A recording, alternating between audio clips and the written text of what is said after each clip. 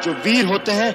आखिर कैसे हुआ लक्ष्मण और रावण का पुनर्जन्म? तो चलिए अब करते हैं ज्ञान की बात। रामायण की अनेका एक कहानियां हमारे देश और दुनिया में प्रचलित है। हर संस्कृति में राम कथा को अपनी तरह से समझाने की कोशिश किया गया है। इसी तरह रामायण की अलग अलग कहानियां अलग अलग जगहों पर देखने को मिलती हैं। क्या आप जानते हैं कि रामायण के बाद लक्ष्मण जी, रावण और शूर्पणखा का पुनर्जन्म क्यों हुआ था? तो दोस्तों, अगर अभी तक आपने हमारे चैनल को सब्सक्राइब नहीं किया है तो अवश्य कर ले। तो चलिए जानते हैं पूरी बात। दरअसल दोस्तों, राजस्थान और गुजरात के इलाकों की कहानियों में उस क्षेत्र की लोक कथाओं और जैन धर्म का खास प्रभाव देखने को मिलता है। जैन रामायण के अनुसार श्री राम को अन्यायी के रूप में दर्शाया गया है, जो हिंसा में विश्वास नहीं रखते। इसलिए इस कथा में रावण का वध लक्ष्मण द्वारा किया गया था, जिसके दंड के तौर पर उन्हें दोबारा जन्म लेना पड़ा है, जहां उनकी मृत्यु रावण के पुनर्जन्म के हाथों ही होती है, क्योंकि लक्ष्मण शूर्पणखा का नाक काटने के भी दोषी थे और इसी कारण शूर्पणखा ने अगले जन्म में उनकी पत्नी के रूप में जन्म लिया। भले ही लक्ष्मण जी उस जन्म में उनके पति ना बन सके। याद रखिएगा दोस्तों, ये सब रामायण जो भी हम आपको बता रहे हैं, ये सब जैन धर्म के अनुसार बताई गई है। दरअसल राजस्थान में प्रचलित लोक कथाओं के अनुसार लक्ष्मण जी ने बापोजी महाराज के रूप में जन्म लिया, जो एक मनुष्य और अप्सरा के संतान थे। उनकी एक सगी बहन और 2 सौतेले भाई बहन थे। रावण ने इसी जन्म में जिंदराव खिलजी के नाम से जन्म लिया और उनकी अक्सर बापोजी महाराज से लड़ाई होती रहती थी, क्योंकि बापोजी ने अपनी माता से वादा किया था कि वो उनकी गायों की रक्षा करेंगे और जिंदराव खिलजी की नजरें उनकी गायों पर हमेशा लगी रहती थी।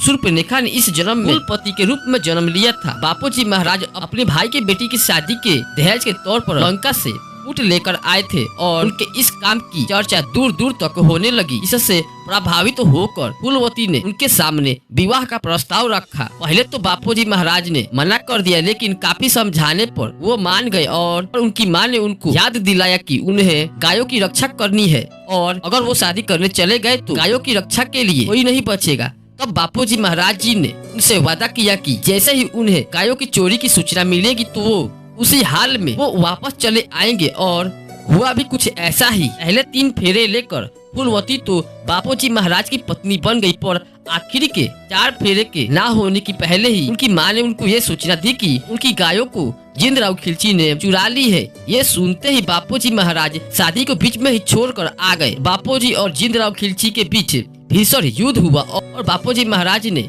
जिंदराव खिलजी को पराजित कर दिया और उसकी जान बकस दी और जिंदराव खिलजी और बड़ी सेना लेकर वापस लड़ने आया।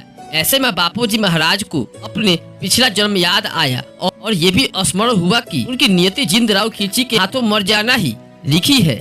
ये सोचकर उन्होंने अपने हाथों में कोड़ा पकड़ लिया और पलटवार जिंदराव खिलजी को वो दिए पर बापोजी महाराज की काफी इज्जत करने लगे थे और वो सिर्फ उन्हें हराना चाहते थे पर मारना नहीं चाहते थे। पर बापोजी महाराज लगातार कोड़े बार बार चलाए और जिंदराव खिलजी ने अपनी तलवार उन पर चला दी। तलवार लगते ही स्वर्ग से एक पालकी निकली और बापोजी महाराज लक्ष्मण बन गए और श्री राम के लोक में लौट गए। जिंदराव खिलजी की मृत्यु बापोजी महाराज के भतीजे ध्रुपनाथ के हाथों ही हुई। इसके बाद ध्रुपनाथ ने युद्ध से संन्यास ले लिया, गोरख पंथ में शामिल हो गए। कुलवती को जब बापोजी महाराज की मृत्यु के बारे में पता चला तो वो भी सती हो गई और इस तरह से तीनों का दूसरे जन्म से उद्धार हुआ। दोस्तों, आज भी बापोजी महाराज की कहानियां राजस्थान में बड़े चाव से सुनाई जाती है और इसी तरह रामायण की परंपरा को लोक कथाओं के जरिए जिंदा रखा गया है। मैं आपको पहले ही बता चुका हूँ कि ये जैन धर्म के रामायण है। दोस्तों, ये कहानी आप सबको कैसी लगी हमें कमेंट सेक्शन में जरूर बताएं और वीडियो अच्छी लगी तो वीडियो को लाइक करें, चैनल को सब्सक्राइब करें, क्योंकि आपको ऐसा वीडियो हमेशा मिलता ही रहेगा। धन्यवाद।